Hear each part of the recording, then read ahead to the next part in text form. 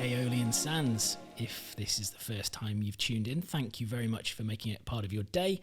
And if you're regularly listening to us, welcome back. It's very good to have you with us.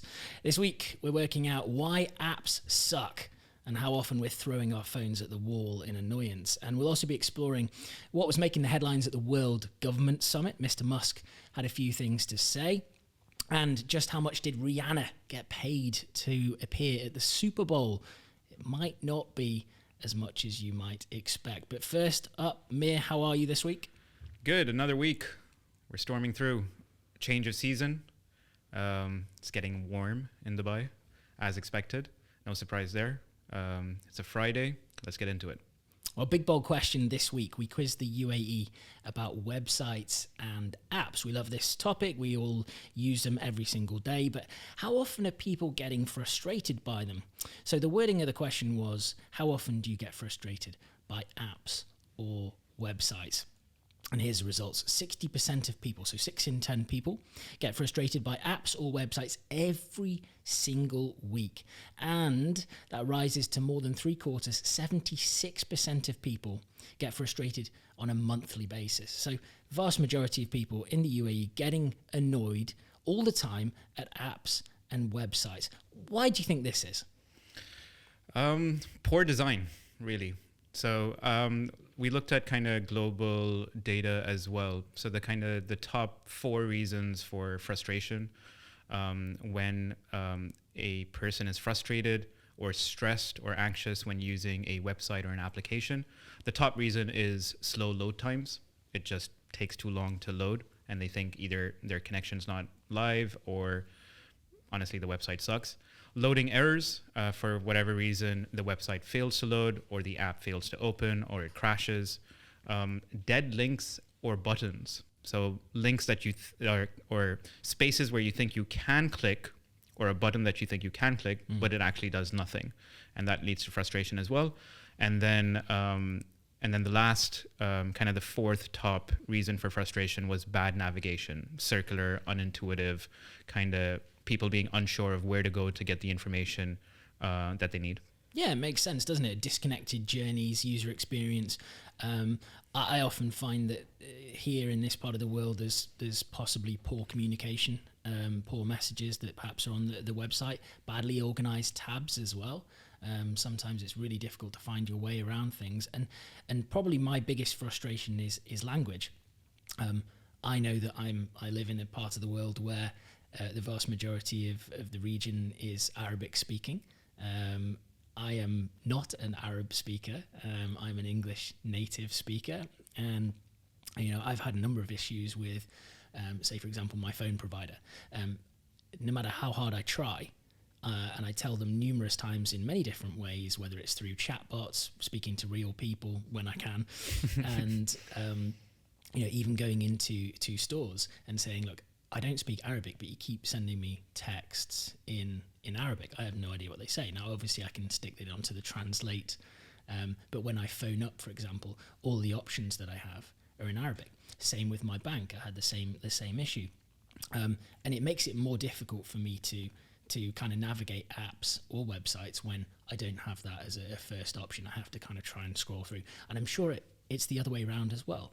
There's a lot of international businesses that come to the region and they're English first. They're just not optimized for Arabic. Even just the navigation of pages from left to right versus right to left. And I think that's one of the primary problems that we have here. If you look at designers within the web space and people who create apps, so there's obviously UI, user interface, right? There's UX, user experience.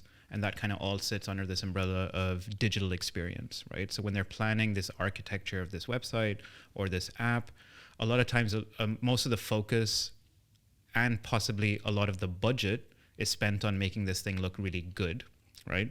And they tend to overlook or have a lot more oversight over the experience of, and practically how are people going to use this website. Yeah. Interesting global research found by Full Story, at the start of this year, they found that almost half of consumers don't care which app or website is it that they're visiting as long as it works. So they're able to perform the function or check out or get access to their banking app. As long as it works, that's what's most important to them.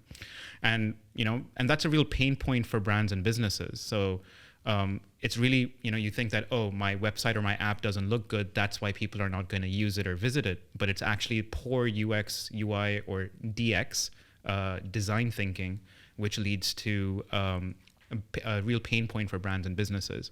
So further research found that it directly impacts sentiment and sales. 75% of people are likely to abandon the site or the transaction. 55% are unlikely to return. And 54% will trust a brand less based on their digital experience of that website and app. So it has real world implications. When was the last time you got frustrated by an app or a website? Ooh, I've made a list, so we're going to go into it. Okay. I've made a list of my pet peeves of really bad or really annoying things that annoy me in terms of UX, UI. Maybe because I'm a bit more conscious, because we work a lot with brands and businesses, and we look at architecture and sitemaps for maps and navigation journeys and plotting that all out. But it's quite interesting. I'd kick something before we go into those exact things. I'd just say slow speed as well. Yeah. When we've come a long way since dial-up, but I think it's also made us more impatient when it comes to how quickly pages load. And obviously that can be the internet connection, but it can also be how well optimized the websites or apps are as well. 100%. Like I said, the number one reason for frustration was slow load times. I was kind of researching and going deeper into all of this, and this UX designer, there's actually a website, everyone should check it out. I guarantee it's the most horrible torture experience that you're going to have. It's actually called the world's worst website ever.com. So he's basically built a website that is just the most horrendous thing you don't know, it doesn't load. When it does load, you don't know where to go. The information is like everywhere. It's just insane. But yeah, definitely worth a Google and kind of go through it to feel grateful about websites that are maybe not 100% great, but better than the world's worst website for sure. Do you think you're getting more annoyed at websites than your female relatives? Because apparently men, according to our survey, which we did, men are getting a bit more angry on a daily basis than women. That's interesting. I think I would get more annoyed. I think possibly women have more patience. At least my wife doesn't really get that frustrated. For me, it's quite annoying. But also, like, do you remember before the pandemic, like 3 years ago, how bad the banking apps used to be? I mean, I won't name them. Some of them might be our clients, but they were really, really bad, right? There was no like Face ID. It was like it would never load. You could never do anything. Some of them have got worse though. Yeah.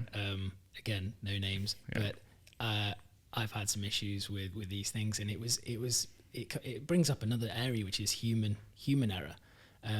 My phone wasn't properly synced on the time settings, which this particular app wanted it to be automated time settings in order for it to work. Now, obviously, I didn't know that. I don't even know when I unclicked the automated time, probably when I flew somewhere and changed the time manually. But that syncing between the technology itself and what the expectations are from the person who's developing that app and the actual settings that you have individually, sometimes they don't match. And that can be that disconnect between the technology and the person who uses it. So what was the actual... I was the dumbass. Oh, you're the one who... I was the one who messed around with the settings on my phone, and therefore it wasn't entirely what the people who were creating the banking app had expected. And how easy was that? I basically broke the banking app. Oh, you broke the because banking of my own stupidity. Wow. And do you think like that feedback actually escalated further to a point where they're actually going to update the app for instances like that? Yeah, I mean, you'd hope so. But obviously it needs to be volume, right? If there's been hundreds of people who face that issue.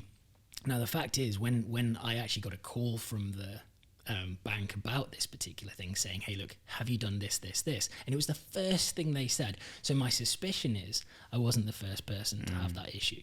Okay. That's pretty interesting.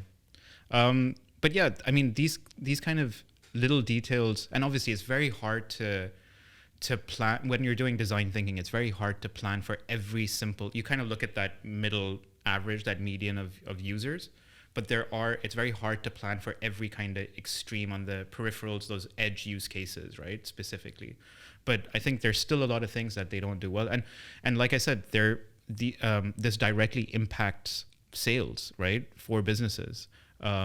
We've always heard cases of, for example, I think it was Microsoft that played around with the color of the button to check out, and that led to a 50% increase in conversions. Most c-commerce or shopping, wherever a transaction is required, they always ask you before that you create an account, right? And they realized that because, again, looking at how people are interacting, they created that checkout as a guest. So you don't actually have to create an account. And that, again, reduced that friction to increase conversion. So it can be money won, money lost. It could work either way. Here are two kind of really interesting examples I found where bad UX UI can result in money lost. Remember in the earlier days of the App Store, Google, Amazon, Play, the Play Store, they kind of realized that the kids were playing with the devices, the tablets, and I'm sure people have heard of this, and they were just purchasing like on like the different games like Angry Birds or whatever. They were just doing hundreds of dollars worth of game purchases that their parents weren't aware about. But it still happens. It still happens, right? So actually parents took these tech companies to court. And obviously all three of them, Amazon, Apple, Google, they all kind of claimed that they made enough disclosures when you're kind of confirming to purchase these, but they lost in court. So Google had to refund $19 million to individual users. Apple had to refund $32.5 million. But is that B with a B? Million. Nothing. Yeah. Absolute drop in the ocean for them. We'll take it further there. In 2009, someone in Walmart said that, hey, we should be speaking to our customers and let's find out from these customers. So this is an example of bad UX UI design, right? So they said, yeah, all right, we're going to run a survey. Let's send it out to our database. It was a 1-question survey, all right? And the question was, would you like Walmart to be less cluttered, right? And the only option was yes or no. Now, if I was to ask you, would you like a supermarket or a space or any, kind of shopping experience to be less cluttered? Obviously, everyone would say yes, right? And which turned out everybody did say yes, or the majority of it. So Walmart then proceeded to, based on that result, removed 15% of their inventory off the floor, which resulted in 1.85 billion loss in sales. I bet the guy who did that survey... Oh, the whole team was fired. The whole team was fired. I don't think they ran a survey after that ever again. But yeah. And is that when Walmart realized that the customer's opinion doesn't matter? Doesn't matter. We just do things our way. Yeah, exactly. Fair enough.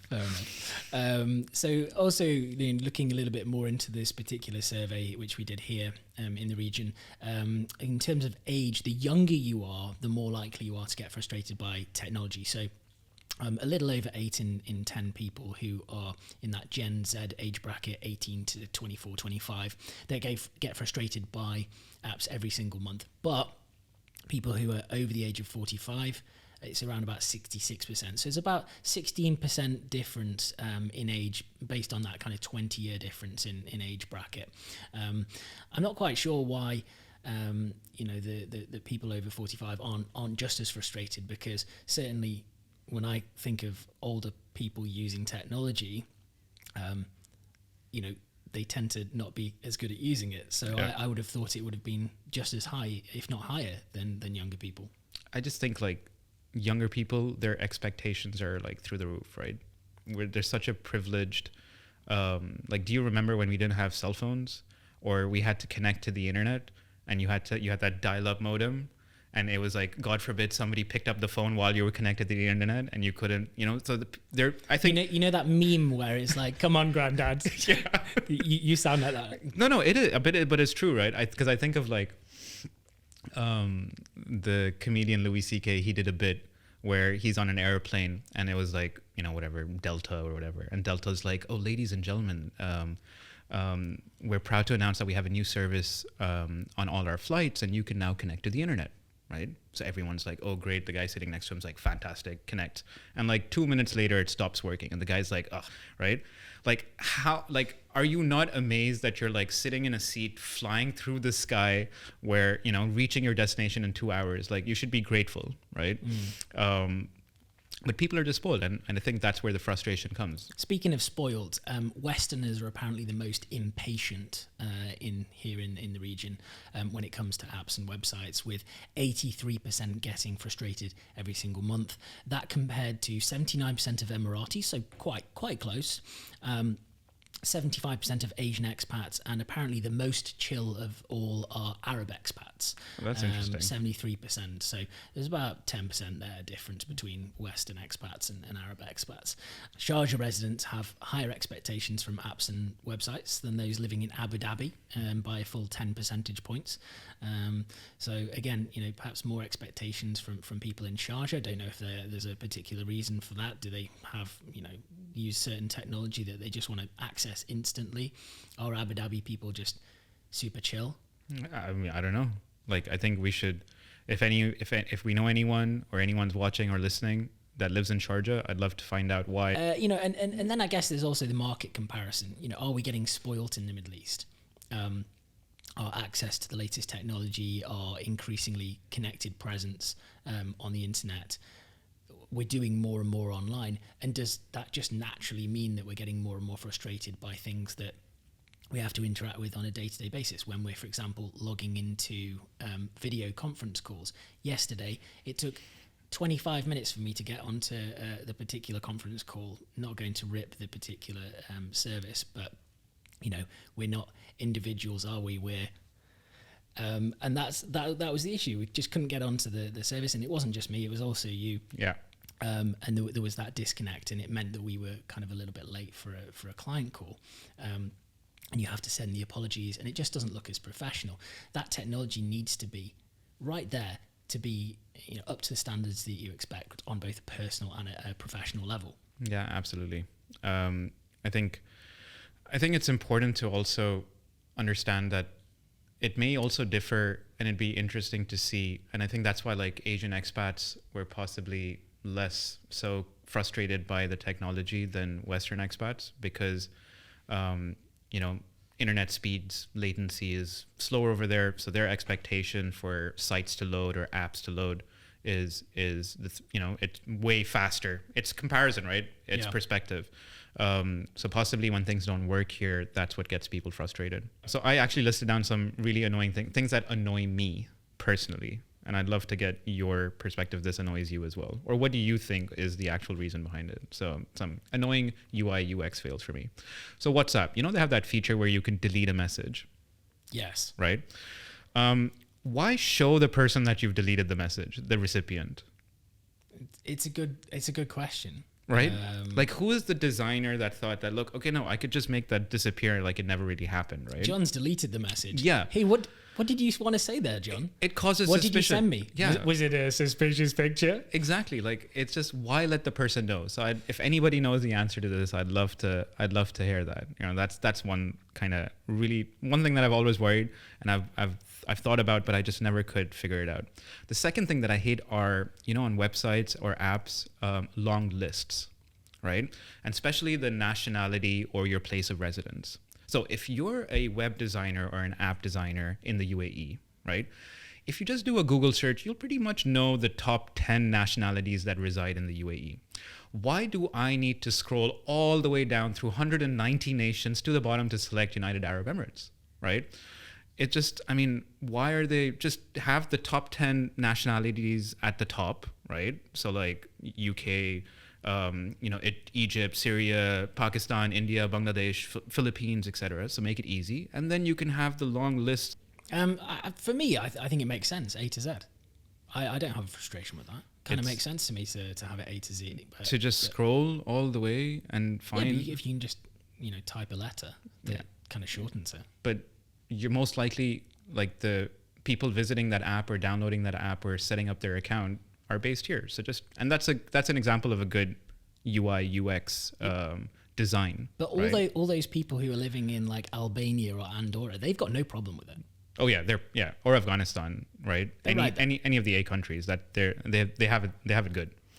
Another one that I hate is live chat, because it's always like advertised on the website or on the app as in speak to someone right now. But as soon as you load it up, it's like, oh, you've been placed in a queue. Please wait for 5 minutes. You're number 83. We'll speak to you in 4 days. Yeah. So that's another quite annoying one that I have. And then the last one that I really, really hate are apps that, so for example, if you want to, they'll have a tab for it. So like your profile or your account. But if you need to change something, so like I have the Zoom app on my phone, right? And I also have my Adobe app on the phone. But if I need to change something within the profile, for example, update my password, right?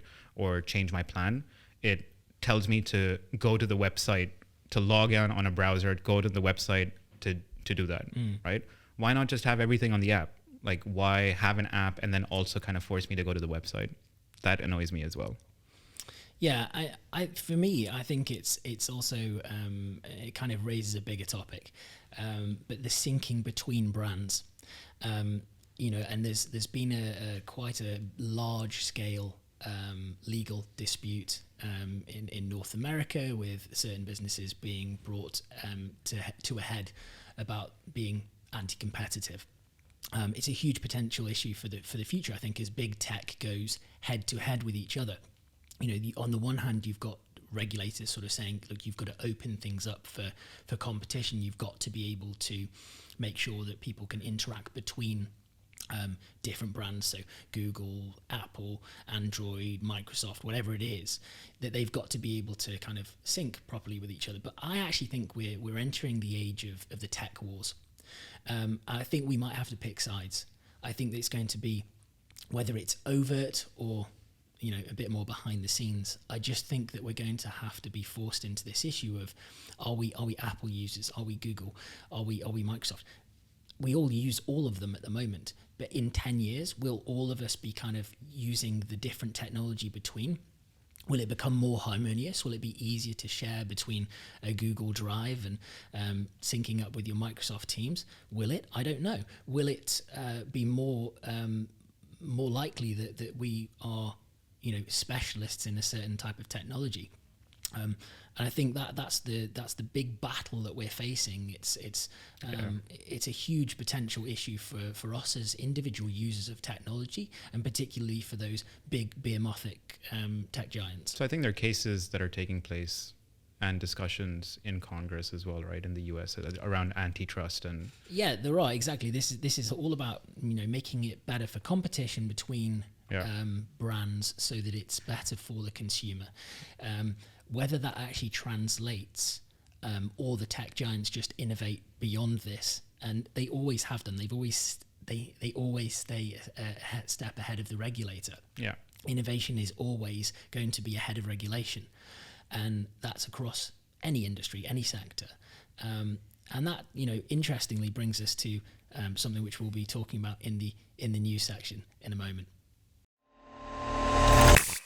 I'll be talking about the in the news in a moment, but of course, if you want to immerse yourself more into the topics that we discuss across Aeolian Sands, you can head to duke+mir.com and you can read the technology and lifestyle report that we've got on there. It's a beautiful PDF. It's got lots of themes and more detail. Check it out, duke+mir.com. It's under the research section. Now, in the news, where we look at some of the headlines reverberating across the Middle East, this week we're wading through the talking points from the World Government Summit, Mir. Yeah, so the 9th edition of the World Government Summit took place in Dubai. It was established in 2013 by His Highness Sheikh Mohammed, and essentially his vision and mission to inspire and enable the next generation of government. Which we know His Highness Sheikh Mohammed is quite a visionary when it comes to really thinking out of the box in terms of the role that governance plays in daily lives for the residents of Dubai and people living in the UAE.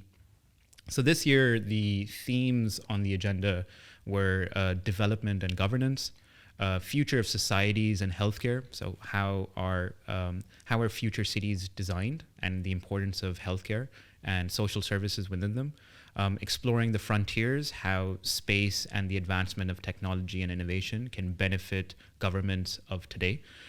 Economic resilience in light of climate change, geopolitical instability, currency fluctuation, market instability, and then city design and sustainability, and of course, learning and work. Now, those are the themes, but no matter how hard you try, you can't escape Elon Musk. He grabbed the podium. He talked about some quite major issues. Now, we covered AI in quite a lot of detail in previous episodes, but a quick take from you on this one, Mir. Elon reckons we should regulate AI. What do you think? I tend to agree. I think it's moving quite fast. There are a lot of players, and we kind of only hear about the ones that have blown up recently, like Bard from Google or ChatGPT from which is now essentially going to be implemented across Microsoft's tech stack. But I think I was looking at a figure, there were around 90 other companies that are using similar forms of generative transformers, AI analytics, and machine learning tools across different use cases.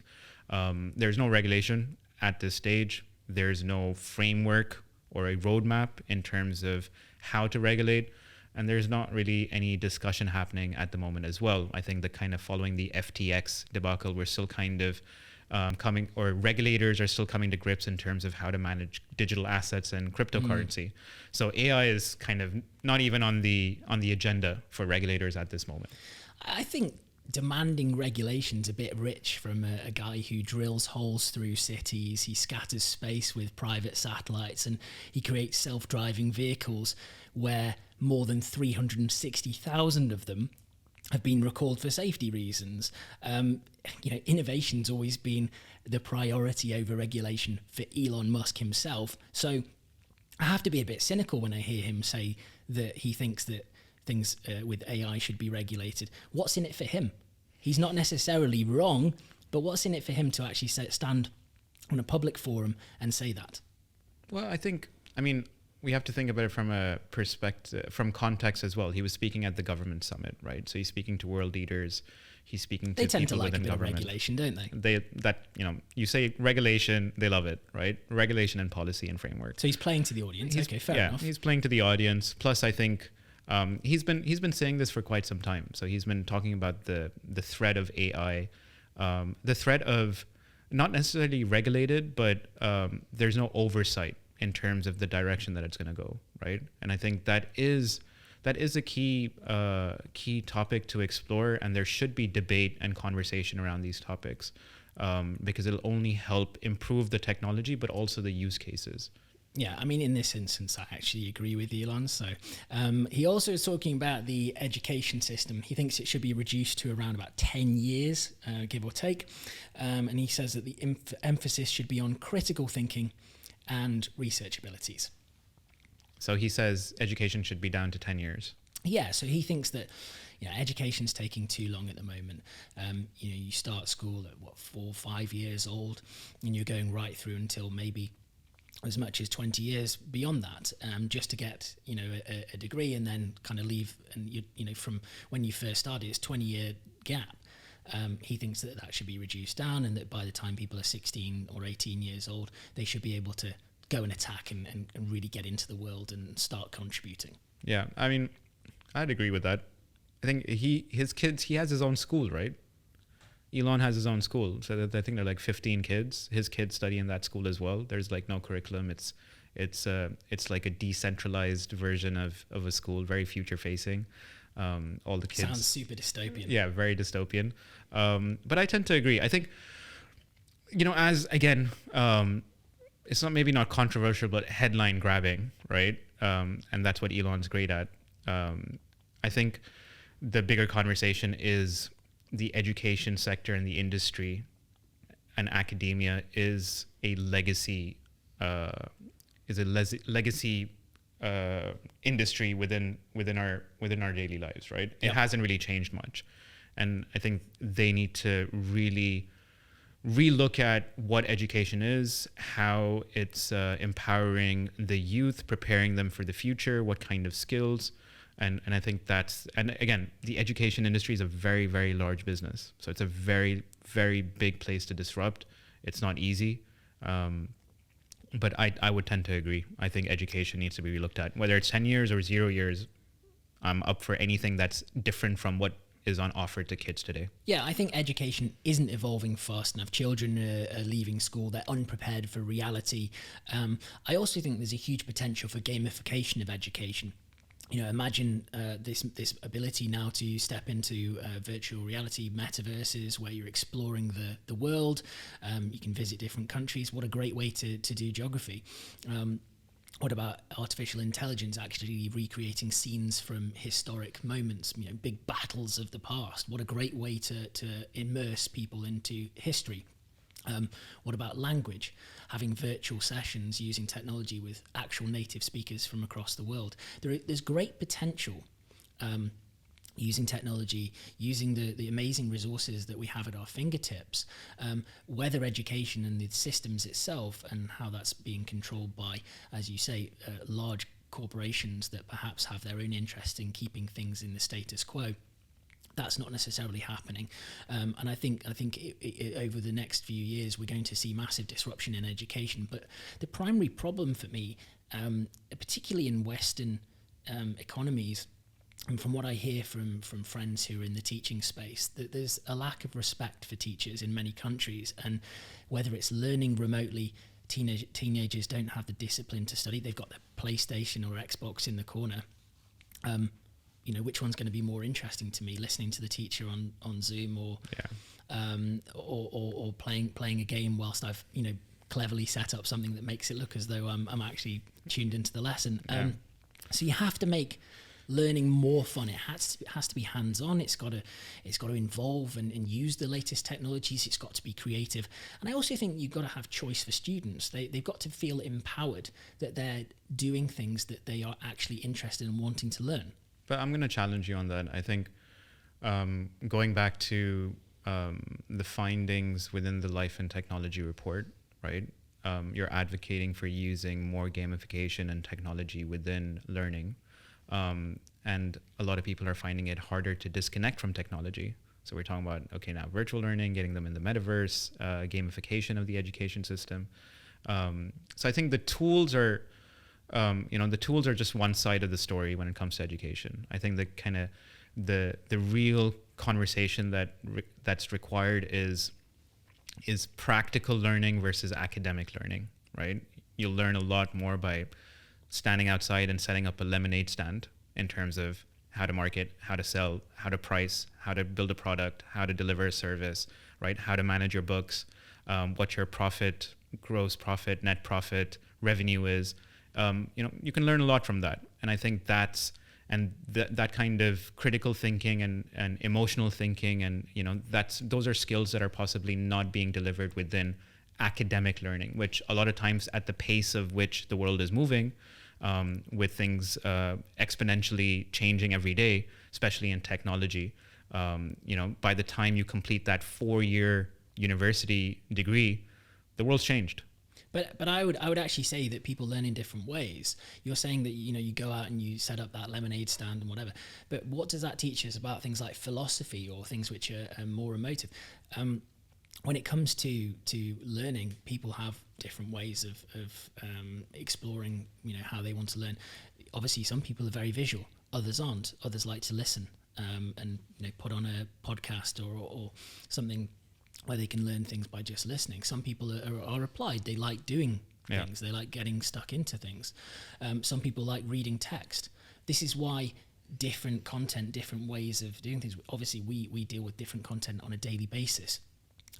That's why you have to have a mix, because people like different things. They like learning in different ways.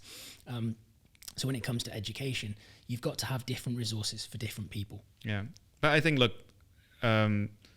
reduction in years of education, the clear winners are parents, because education is expensive. Yeah. What, and get them out of the house? Get out of the house at 16. Come on, get out, get to work. The amount of money parents have to save and pay for decent education for their children, if education is down from 12 years or 14 years down to 8 or 10, that's considerable savings. Hey, look, you're not going to find a parent who disagrees with you, Amir. One of the other things that was talked about, and I think it's very important to mention, is that we had Dr. Sultan Al-Jaber. He's in charge of lots of things. He's got so many titles. I'm not going to go through them all, but he deals with everything from advanced technology to leading ADNOC and Masdar, huge organizations. And it was actually in his role as managing director of COP28 that he addressed the World Government Summit. And he said a couple of things. Firstly, he said we shouldn't be using the same energies that powered the first industrial revolution. Big, bold statement from somebody who's in charge of ADNOC. Yeah. And he says emissions must fall by 43% in the next 7 years in order to prevent worse global climate effects and increased climate-driven issues for humanity. Yeah, I mean, very interesting, and absolutely, and this is the right forum to talk about and discuss and debate such topics, because you have actual decision makers and people of influence that can drive this change, and it's not something that you can do overnight, but it's a number of different moving pieces across energy, transport, infrastructure, education, technology, that all come together to this meeting point or this target of 2030. And I think a lot of the way that, even the way that we're building today, from construction to agriculture, I think we're still kind of not building for the future, right? It's where what's the phrase where you kind of put a Band-Aid on a leak or on a wound, or what is it? No. Like where there's a small leak and you just keep fixing the hole. Keep patching a hole. Keep patching a hole. Fixing the issue. Exactly, yeah. So people need to kind of, before they kind of take on any of these initiatives, they really need to think of the long-term effect and how it'll roll out and how it can be inclusive rather than exclusive, where each of these different things are speaking to each other for a cumulative effect of reaching a desired outcome. Now, we'll be exploring this in a lot more detail in the coming podcast. So a bit of a challenge for those of you listening. We'd love to hear your suggestions on what we should be asking people in the region about environment and nature. Should we ask about recycling? Should we get views on climate change?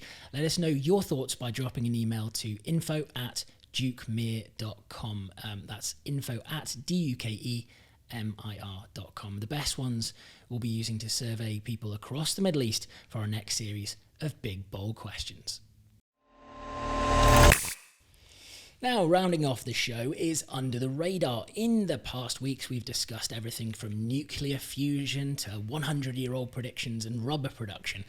Mir, what have you got up your sleeve this week? The Super Bowl. So raw topic for me as an Eagles fan. Very, very raw topic. So I know. Tread carefully. And that's why I picked it as the topic for today for Under the Radar. Because you thought it opened some wounds for me. Yes, and I do not watch, so disclaimer, I don't watch American football or know much about the Super Bowl, but I came across quite an interesting article, and obviously we know that the Super Bowl and the NFL, it's kind of one of the biggest sporting events for North America and American football watching nations. So how much do you think what's the viewership? Do we know kind of this year? Was it better? I think it's anywhere between 300 and 400 million people. A lot of North America watches it, obviously, and then various parts of the world. I think it's something around that, because they were talking about the World Cup being tuned into by, sort of 2 billion or 3 billion people, being 10 times bigger than the Super Bowl. So it must be somewhere around that region. Yeah, apparently, according to Nielsen, specifically for North American audiences, this was a 6-year high for the Super Bowl. So they increased 1 percentage point from last year's viewership. But in terms of revenue, they generate a mass amount. According to the U.S. National Retail Federation, the Super Bowl was expected to generate $16.5 billion in nationwide spending from consumers. Multiple streams, of course, sponsorships, tickets, ad sales, merch sales, and obviously all the local businesses that benefit from hosting the Super Bowl. Kind of looked at the numbers. Estimates vary, of course, but from ticket sales, it was around $60 million. Ad sales around $7 million. Broadcasting rights $3 billion. So a lot of money. It's a it's a big cash cow for the NFL. I've got to grab you straight away though and say, hold on a second, the Super Bowl, millions and millions of people watching it around the world. How is this under the radar? Our under the radar segment. Plot twist. Did you know that halftime artists actually don't get paid an artist fee to perform?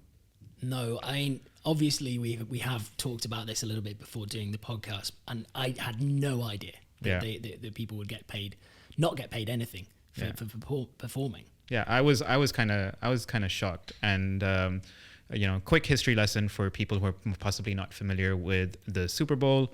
So kind of, during the 60s to 70s, that decade, the Super Bowl was more about entertaining the crowd at the stadium rather than grabbing new eyes through television. So the halftime shows were typically performed by college marching bands. As they still do, in college football. Exactly. Growing popularity of the Super Bowl by 1972, this kind of started, or the idea of celebrities and well-known performers to perform during halftime shows.